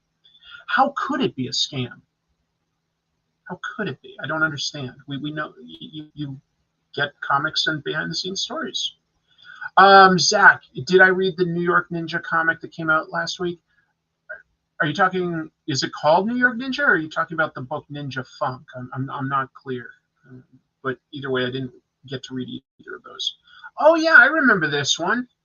Noble Causes. Yeah, Noble Causes was pretty cool. Didn't quite take off the same. You know what? I won't say that actually. There were a bunch of superhero books that Image launched, and they put them in a shared world. And I'm trying to remember all of them because I liked all of them. I remember Invincible because Invincible kept going, but these came a little after that, I think.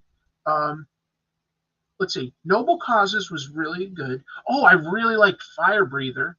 Fire Breather was good. And then there were like 2 others that I'm not thinking of right now. It's been too long. It's been too long. I'd have to go back. New York Ninja Super Special One Shot by Charles Forsman. Oh, okay. Sorry, I don't know that one. Sorry. Based off of the movie? I don't know the movie either. New York Ninja. Okay. Well, everyone that has ever eaten lasagna has died or is currently dying. That is a fact. That is not incorrect.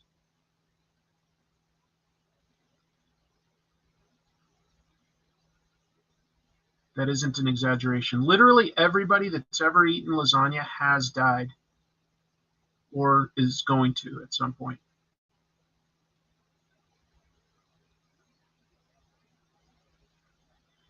That said, if you eat any food, from my understanding, it will eventually lead to death. That's why I don't eat food. Thanks for the Fire Breather love, Chris. Oh, yeah, absolutely, Andy. That Fire Breather, because, yeah, for a while, Fire Breather seemed to be doing really well. Didn't you guys have, like, that animated special for Fire Breather? Boy, it's kind of going back a few years now, so I'm not remembering everything super clearly. I'd have to read up on it again.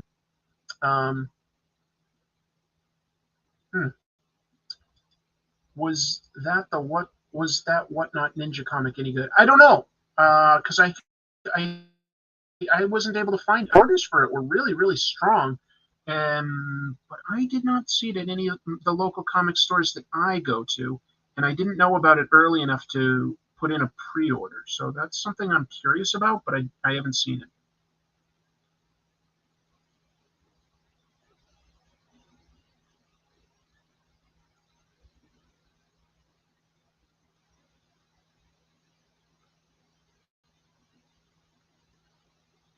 What's your favorite shared world, folks? Like the TV, comics, any publisher. What's your favorite shared world? I imagine for most people it would be either Marvel or DC, but I'm just curious if there's any other that you'd go like, I like the shared world of the Dark Universe, the Universal Horror ones. Yeah, animated film on Cartoon Network in 2010. Thanks for reminding me. That was cool. I watched that back then. You like the shared world of Black Hammer, Pokemon, but you want to live in it. Okay. Chris, the Red Letter Media guys did an entire best of the worst about New York Ninja. Then I must have seen it, and I'm forgetting, because I do not miss Red Letter Media. I've been watching those guys since before they even created their Mr. Plinkett review of Star Wars. Archie Superhero World, DC Animated Universe. Oh yeah, the DC Animated Universe. You were just describing the Pact. Yes, the Pact. Thank you for reminding me. Thank you. Let's see. Doctor Who. Love Doctor Who. Love Doctor Who. I haven't really watched the current 13th Doctor. I need to catch up on that. But everything else I've seen. I just need to catch up on that. Astro City is becoming my favorite universe. Okay. The View Askew-niverse. Yeah, sure. The New York Ninja episode was hilarious. Well, I gotta watch that again then. I've got something to watch as soon as I finish this. Hard to say a favorite, but the Tick universe is great. I have a soft spot for Ben Edlund, anything he does. But like I discovered like the Tick when it came out, because Ben Edlund grew up in like basically 2 towns over from where my sister and I grew up, and so I'd heard about that before it came out, you know, like, oh, local boy makes a comic. And I got it like the second it came out, because like it was published by the comic book store that shot at. Just really inspiring, honestly, to see what he made. So I've always sort of looked up to Ben Edlund and loved the Tick. Plus, it's just great. It doesn't hurt that it's great. Tick was based. So funny. Let's see. Smaller piece of news. James Tynion announced they were doing a special reprint of a 2-issue arc from Department of Truth because the arc was incredibly popular. Nice. Do you regret not using your real-life wedding opener for a Comic Tropes episode about comic book wedding issues? No, not really. I like the Russ Meyer universe. TMNT. Love TMNT. You've been watching Red Letter Media since Gorilla Interrupted? No, what was the one that they did before? It was like they had a web show. It's going back too. Geez. They did a web show, The Grabowskis, I think it was called. That was what I first discovered for them. I do not know Bald Boy. No. I really like the idea that all the Quentin Tarantino movies are in the same world. Yeah. I got that right? Okay, thank you. Yeah, the Grabowskis. Thunder Agents Verse. Don't know that one. Transformers. The Hanna-Barbera universe. Yep. All right, so I gotta watch New York Ninja on Red Letter Media tonight. That's my assignment. Nothing wrong with having an assignment watching more Red Letter Media. They're sincerely, overall, I would say, my favorite YouTube channel. Yeah, I think that is my personal favorite YouTube channel. I would give up my show to meet Rich Evans. Let's see. The He-Man universe. Marvelverse had to add since everybody else was saying the OG shared fictional universe. Okay. Would I do a Comic Tropes episode about ElfQuest? I absolutely would. Yes, I would like to. Oh man, good call, Andy. That is so true. I loved the Stephen King universe for so long, and I love the Dark Tower series. The very end of the initial Dark Tower series, it's not perfect, but I don't hate it the same way others do, and I love that it crossed over to some of the other Stephen King books. I loved it.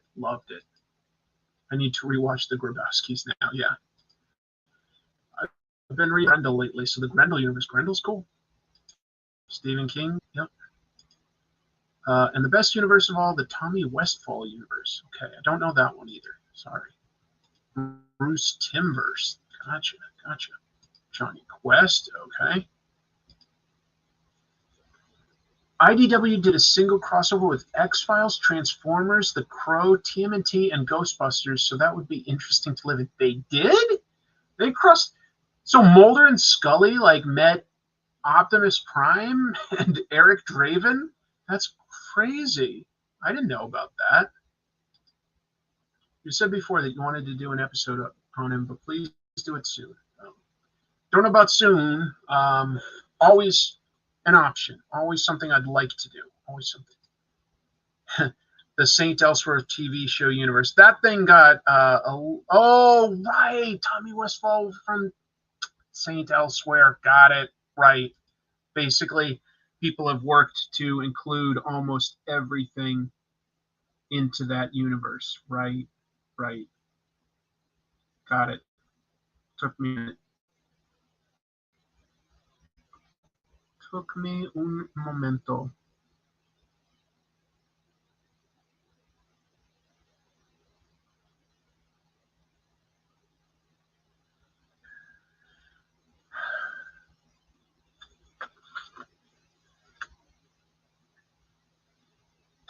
Black Panther's actually, now that I'm doing it, like a little hard to draw, and that like I really have to black in so much of this. And should I just be brave and like forget all this sort of like musculature? I'm so terrible. This is why I don't know how to ink very well. I don't know. Plus, this is sort of skewed. I didn't do a good job on this Lego. I think that this is a garbage one for tonight. I don't think this is something I could save. Let's see what else is being said. Chris, for your comic creator interviews, do you send interviewees your questions beforehand or do you ask them live? No, I definitely do not give them the questions ahead of time. I want to have a real conversation. I'm not looking to ambush anybody with anything, but I want real reactions too. So yeah, no pre-interview. The only thing is like once or twice, like pre-interview wise, I've like asked like, hey, do you know if you have like a funny convention story we could talk about? I've asked that like once or twice just to see if somebody had something that I could bring up. But there you go. The Girl Scouts universe Jim is building is getting big. That book was called X-Files Conspiracy and came out in 2014. That is wild to me. I never heard about that. That just doesn't sound like tonally those things would merge. The idea of X-Files and Ghostbusters, I could sort of see, but you add like Transformers and the Crow to it, and it just sounds bonkers. SCTV. SCTV is so good. In the 60s, they mostly colored T'Challa blue. I feel like I really botched this one tonight. I'm happy with Namor, but I'm not happy with this Black Panther at all. How disappointing.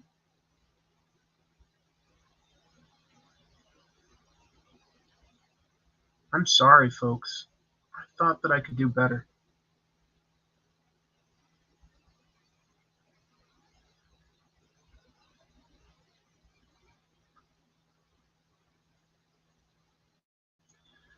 I'm obviously drawing it like the way that he was originally drawn, not even trying to draw the Marvel movie suits. Those are just so detailed, it's crazy. Vampirella is entertaining. All right. Don't give up. No, I think I botched it tonight. The TLC 90 Day Fiance universe is apparently a thing. Okay. That's kind of you, Black Phoenix, but I'm sure that you did. I'm sure you did well. I'm sure you did. I'm trying to think. You know what? I've got one last thing actually that I can do that I almost forgot about. But I got myself some blind toy things that I want to open up because they could have comic book characters in them. You guys talking about Transformers and X-Files made me think of it. So yeah, I'm going to open up some blind bags. Let's do it.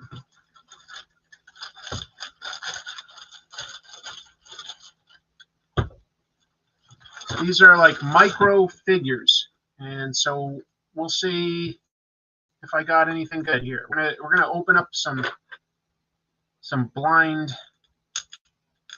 figures. What do I want? I would love to get a Snake Eyes. That's in here. We'll see.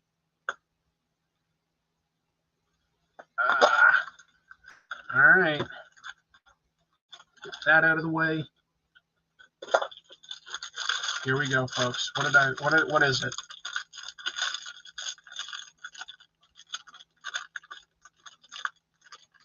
Thank you for the kind words, Julian. That's really kind of you. Julian said that my line worked really clean. Yeah. Thank you. Gonna go for now. Thanks for being here, Bat. Got an urge to read Grendel. I like that. All right, here we go. Oh, it's Optimus Prime. Where do I? There. Tiny little Optimus Prime.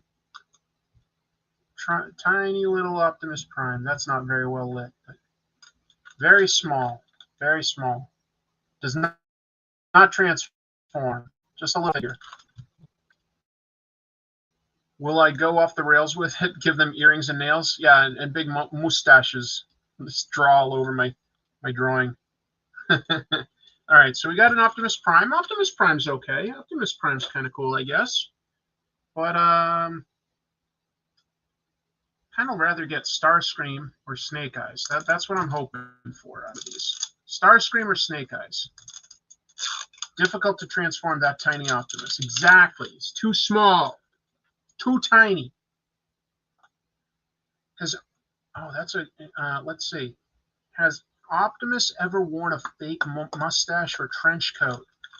I don't believe so. So what kind of a disguise is that? It looks like it could fit in a Kinder Egg? Probably. Probably could. Oh, okay. I guess you can like open up the back here and they've got like a little stand and the figure itself. So he is really tiny there. I'll try to. Don't transform. That's what he would be saying. Autobots, do not transform. Just stay motionless. They can't see us if we don't move. All right. What do we think this could be? This could be Rick and Morty. This could be from Big Lebowski. I know. This could be a Amigo horror figure. It could be a Transformer, a G.I. Joe. It could be a He-Man. Let's see what we got. Here we go.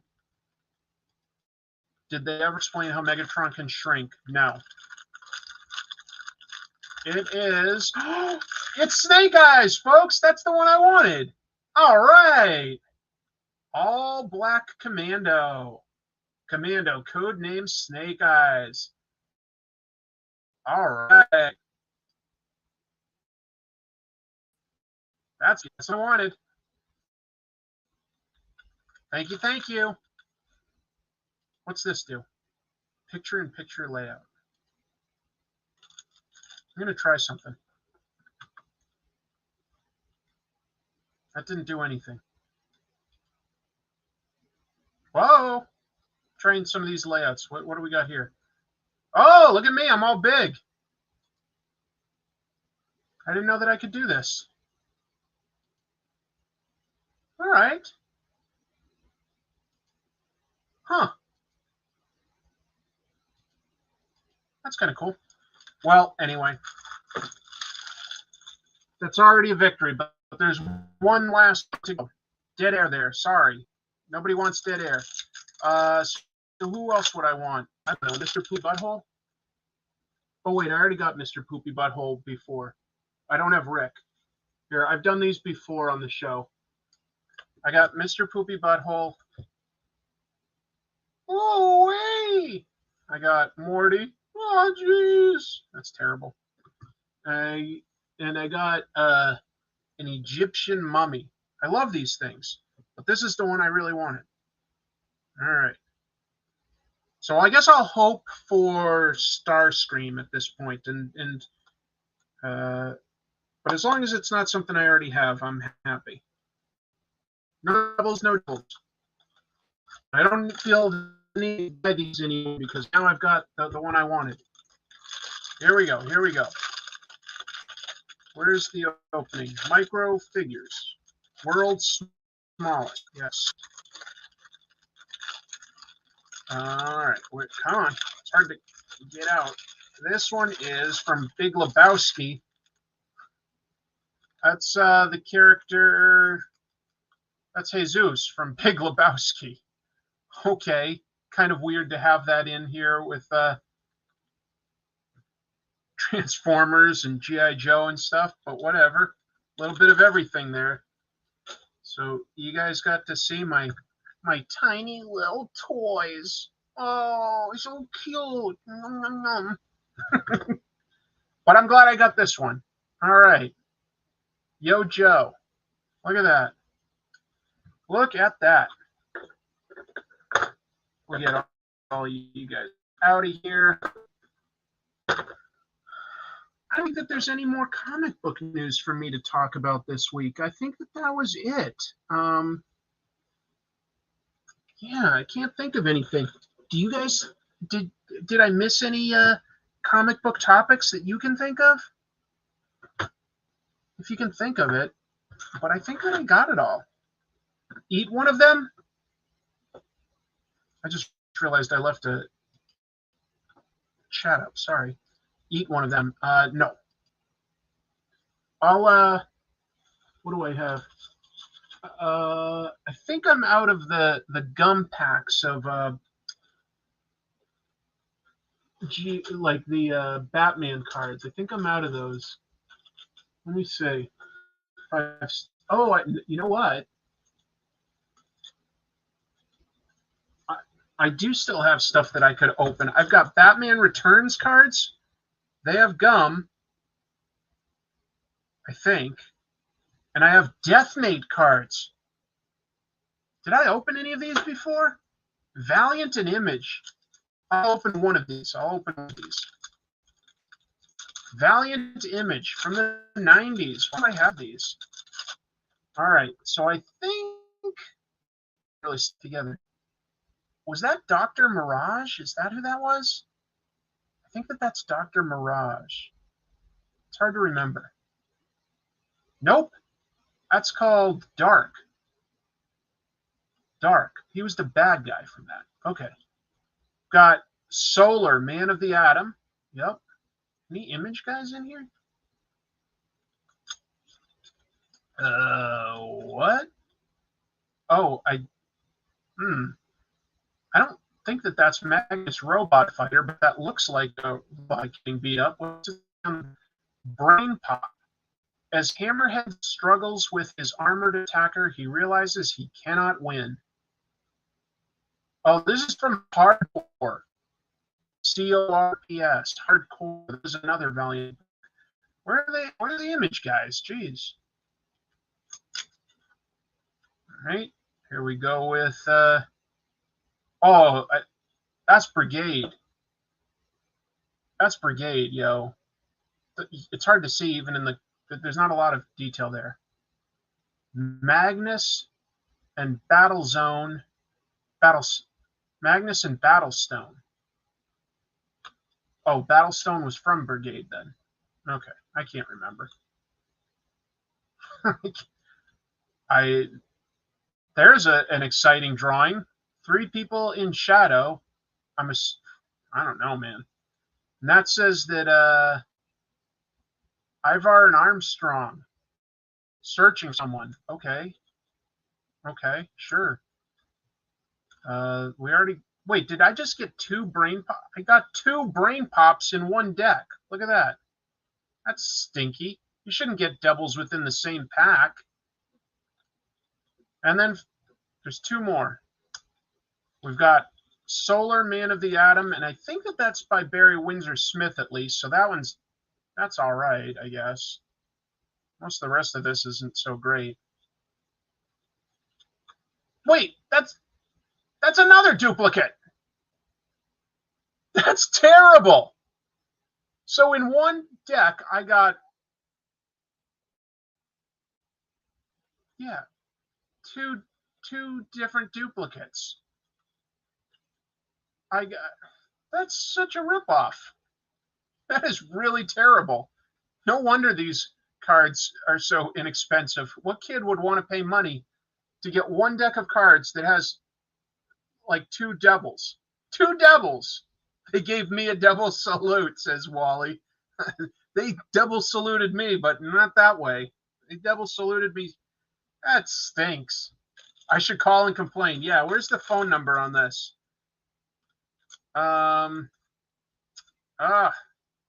don't say on the back here. And none of those, the only character was this tiny little of a character of Gate. This was supposed to be an Image and Valiant, but this is all Valiant characters. That stinks. Should I even bother opening another one? That just seems like they duped me. I don't think I should even bother. I've got 4 more packs of those. Tell you what. Do these have? No, these don't have gum, actually. These don't have gum. Sorry, folks. I've got 4 Batman Returns and 4 Deathmate cards.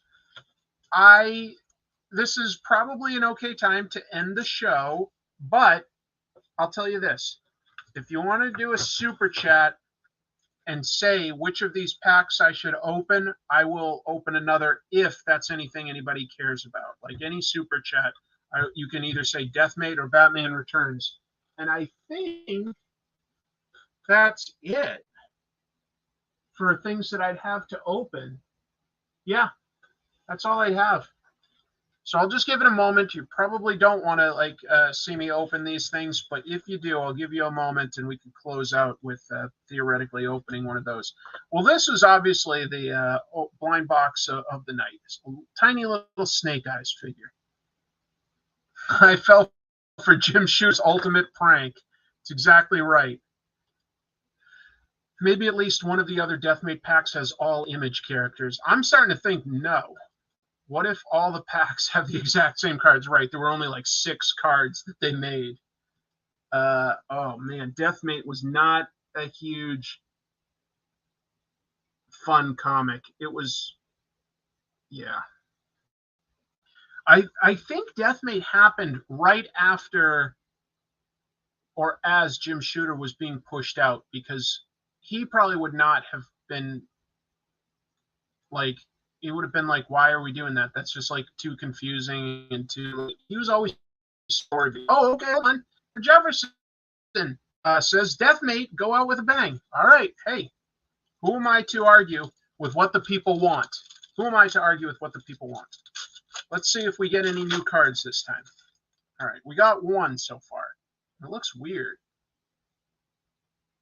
The Deathmate Atlas. Okay. I think that's Magnus Robot Fighter getting like tied up. We've got this gentleman who must be from Archer and Armstrong or Eternal Warrior. He's called Maniac. Yeah, that's definitely a Valiant character. Hold on. These are stuck together. I'm trying to open them up. All right. That's, I think, Magnus Robot Fighter. So that's a Valiant character. Oh, we've got an Image character. We've got Zealot. Well, now a DC character. Now a DC character. But there's Zealot. Definitely not drawn by Jim Lee. Definitely not drawn by Jim Lee. Cannot tell who drew that. Very sketchy. Not bad. Just definitely not Jim Lee.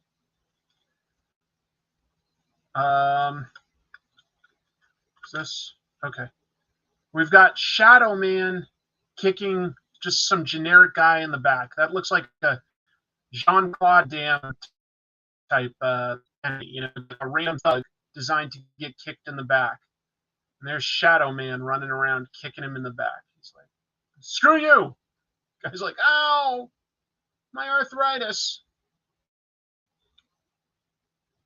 This looks like it's part of a bigger image, and I think that is artwork by Barry Windsor Smith again. That's Solar Man of the Atom making out with Void from Wildcats, and I think that's what led to the 2 universes colliding. So there we go with that. Got 2 more.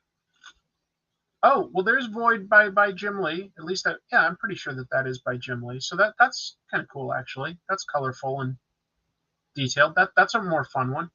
And finally, we've got Solar and Supreme. And what a great picture. It's Solar's back and Supreme's back, and that bad guy Dark and some monster. And we get to see them all from behind. They look at a light. So basically, if you like superheroes, well, do you like seeing them from behind while they watch fireworks? Well, then Deathmate has you covered. Here we go. Here we go. Yep, that's definitely 4 characters from behind looking at some lights.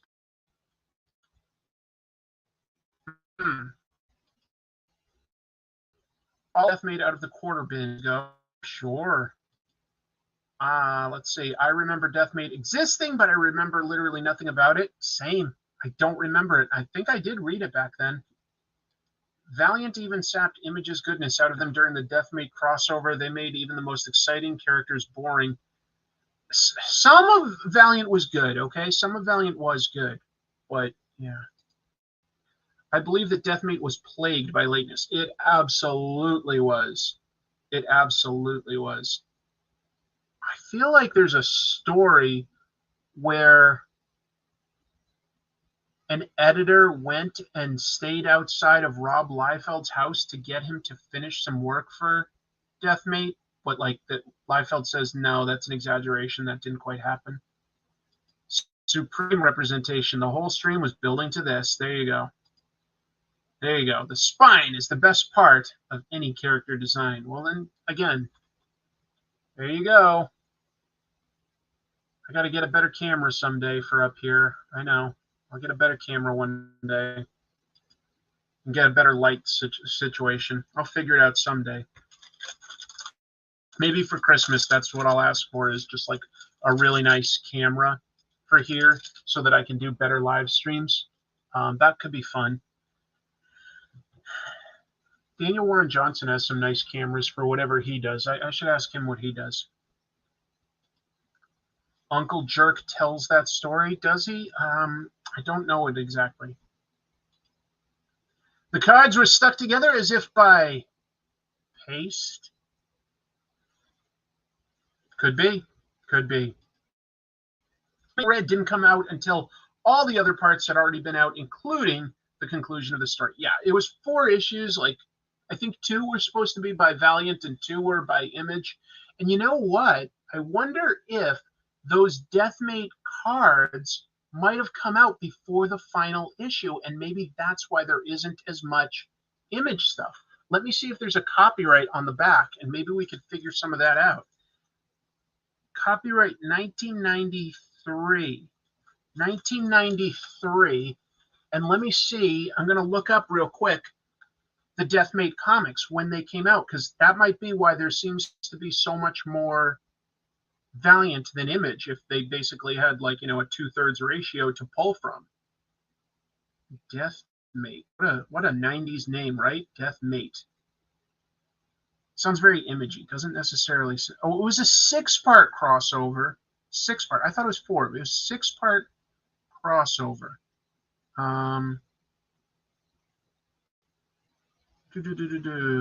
Green, orange, pink, black, red, blue. Does it tell me when it came out? It says some came out in 1994. So, is that right? Yeah, 93 and 94. And those cards were from 93. So that's exactly what was happening. They came out before all of the Image parts came out. Well, there you go. Thank you for the super chat. Thank you. I appreciate that. And SF Debris did a series on the rise and fall of the comics empire about 90s comics. It's really good. A couple things there about 90s comics too, but yeah. Well, I think that's always lovely to see each of you. Hello and goodbye, basically, to some folks like Big Gay Dave and Joe Dent. I know you guys are regulars. Julian, you're exactly right. Paste Pop Pete struck again. thanks, everybody. That was a fun couple of hours. Artwork didn't come out great. I think that Namor actually isn't too bad there. I'd need to finish his other ankle wing on the far side of each leg and erase some of this, finish the trident. But I felt like that this Black Panther wasn't coming out too well. I feel like this leg is just too weird on the foreshortening. It just doesn't quite look right. It looks warped. So, and that's frustrating. But I guess it happens sometimes when you're not a pro. You don't plan things out very well. I just did too loose of a sketch. But thank you for being here. It was fun for me. I hope you guys had a good time. We talked about some news, and we got to see some good comic book recommendations. I'm excited to read some of this new stuff that I got. And again, let me close out by showing this again. My strongest recommendation for the week was do a Powerbomb. And again, there's the original art that I was able to get from Daniel Warren Johnson. That's of Guts from Berserk. Tomorrow, folks, tomorrow is when volume 41 of Berserk comes out. It has been a long time since we got a new volume in English. I don't know about you. I am so excited to read that tomorrow. As soon as I get home from work, hopefully it's in the mail and I can read it right away. I'm so excited. But you guys are all fantastic. So, of course, you earned this. You earned the Devil's Salute. Patent pending. Thanks for being here. Keep reading comics. I'll see you real soon. I think you're really going to like the next comic tropes. It's a big one. It's a big one. Take care. Hold on. Sorry. Just want to acknowledge this. If you ever come by West Seattle, hit me up and we'll get some pizza at Supreme Bar. That's very nice of you, Beth. Very nice of you. Thanks, everybody. Yes, you have a good night, too. Bye. We're watching in real time as Chris starts crafting a comic tropes episode a little bit. See ya. Goodbye. Au revoir. Au revoir. Au revoir. That's me throwing my snot rag at you. No, I'm just having fun. Take care.